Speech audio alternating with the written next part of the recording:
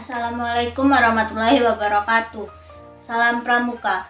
Izin memperkenalkan diri, nama saya Bella Puspita dengan NPM 2113023052 dari Program Studi Pendidikan Kimia kelas 1B. Di sini saya akan menjelaskan sejarah kepanduan Indonesia. Gerakan Pramuka berusia 60 tahun pada 14 Agustus 2021. Namun, gerakan pendidikan kepanduan di tanah air sudah muncul sejak zaman Hindia Belanda. Pada 1912 dimulai latihan sekelompok pandu di Batavia, nama Jakarta pada masa penjajahan Belanda, yang kemudian menjadi cabang dari Nederlands Pathfinders Organisasi atau NPO.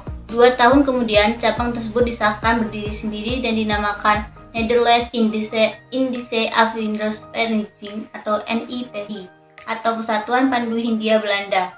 Pada saat itu, sebagian besar anggota NIPV adalah pandu-pandu keturunan Belanda. Namun, pada 1916 berdiri suatu organisasi kepanduan yang sepenuhnya merupakan pandu-pandu Bumi Putra, adalah Mangkunegara. Pemimpin Keraton Solo yang membentuk Japanese Pathfinders Organisasi. Setelah itu muncul organisasi kepanduan berbasis agama, kesukuan, dan lain-lain.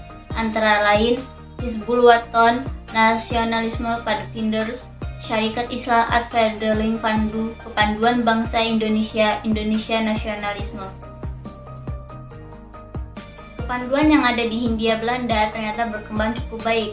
Hal itu menarik perhatian pula dari Bapak Pandu Dunia, Lord Baden-Powell, dan istrinya Lady Baden-Powell dan anak-anak mereka. Mereka mengunjungi organisasi kepanduan di Batavia, Semarang, Surabaya pada awal Desember 1934. Para pandu di Hindia Belanda pernah pula mengikuti Jambore, kegiatan kepanduan sedunia. Bila pada Jambore sedunia 1933 di Bulgaria hanya sebatas pada kunjungan delegasi kecil untuk menyaksikan kegiatan akbar itu. Pada Jambore sedunia 1937 di Belanda, mereka mengunjungi organisasi kepanduan di Batavia, Semarang, Surabaya pada awal Desember 1934. Para pandu di Hindia Belanda pernah pula mengikuti Jambore, kegiatan kepanduan sedunia. Bila pada Jambore sedunia 1933 di Bulgaria hanya sebatas pada kunjungan delegasi kecil untuk menyaksikan kegiatan akbar, maka pada Jambore sedunia 1937 di Belanda ikut pula kompetisi pandu Hindia dari pandu Mangkunegara dari Ambon dan sejumlah pandu keturunan Tiongkok dan Arab.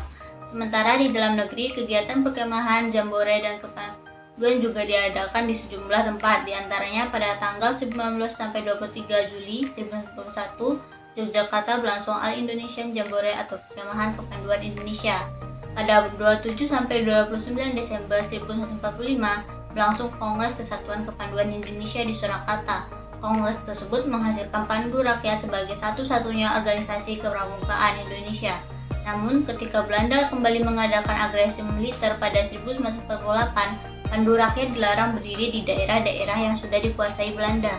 Hal tersebut memicu munculnya organisasi lain seperti Kepanduan Putra Indonesia (KPI), Kepanduan Putri Indonesia (PPI), dan Kepanduan Indonesia Muda (KMI).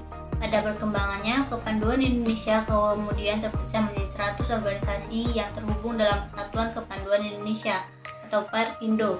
Namun, jumlah perkumpulan kepramukaan di Indonesia tidak sebanding dengan jumlah anggota perkumpulan. Selain itu, masih ada rasa golongan yang tinggi sehingga membuat Perkindo menjadi lemah. Untuk mencegah hal itu, Presiden Soekarno bersama Sri Sultan Hamengkubuwono yang saat itu merupakan Pandu Agung menggagas peleburan berbagai organisasi kepanduan dalam satu wadah. Hal itu pertama kali diungkapkan Presiden Soekarno ketika mengunjungi perkemahan besar Persatuan Kepanduan Putri Indonesia di Desa Semanggi, Ciputat, Tangerang pada awal Oktober 1959. Presiden kemudian jaya mengumpulkan para tokoh dan memimpin gerakan kepanduan di Indonesia. Seluruh organisasi kepanduan yang ada di kubur menjadi satu dengan nama Pramuka. Presiden menunjuk panitia terdiri dari Sri Sultan Hamengkubuwono, Prijono, Adi Saleh, Ahmadu, dan Muljadi Jojo.